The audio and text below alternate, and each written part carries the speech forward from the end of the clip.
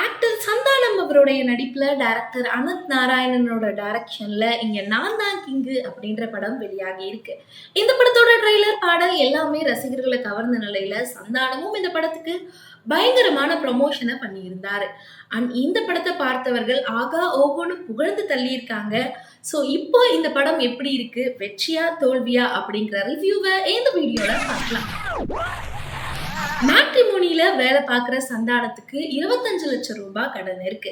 And அந்த கடனை அடைக்க முன்வர பெண்ணை தான் கல்யாணம் பண்ணிக்கணும் அப்படிங்கிற முடிவுல இருக்காரு. அப்பதான் ஜமீன் குடும்பத்தை சேர்ந்த ஹீரோயின் இதுக்கு சம்மதிச்சு திருமணமும் நடக்குது. ஆனா அதன் பிறகுதான் சந்தானம் ரொம்ப பெரிய சிக்கல்ல மாட்டிக்கிறாரு. பின்னாடி கொடுத்த கடனை கேட்டு டார்ச்சர் பண்ற மேனேஜர் சந்தானத்தோட குடும்பத்தால இறந்துடுறாரு.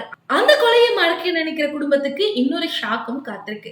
அதுல இருந்து அவங்க மீண்டாங்களா, சந்தானத்தோட கடன் பிரச்சனை தீர்ந்துதாங்கிறத நகைச்சுவை பாணியில சொல்லி இருக்காங்க. இதுக்கு முன்னாடி வெளிவந்த சந்தானத்தோட திரைப்படங்கள்ல காமெடி ரொம்ப கம்மியா இருக்கு அப்படின்னு ரசிகர்கள் பல பேர் சொல்லியிருப்பாங்க. அண்ட் அதுக்கெல்லாம் பதில் கொடுக்கிற வகையில இந்த திரைப்படத்துல காமெடியில பின்னி இருக்காரு சந்தானம் அவர்கள்.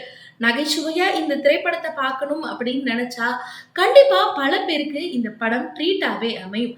அதுவும் சந்தானத்தோட தம்பி ராமையா பாலசரவணன் அடிக்கும் லூட்டி பார்க்கவே வேற லெவல்ல இருக்கு.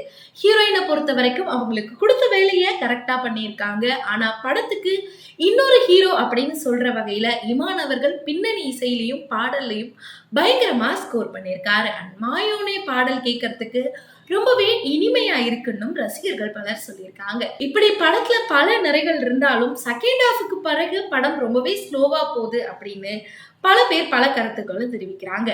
என்னதான் படம் அப்படி இப்படின்னு தவறுமாறினாலும் இந்த சம்மருக்கு ஒரு சூப்பரான ட்ரீட்டா தான் அமைஞ்சிருக்கு இங்க நான் தான் கிங்கு.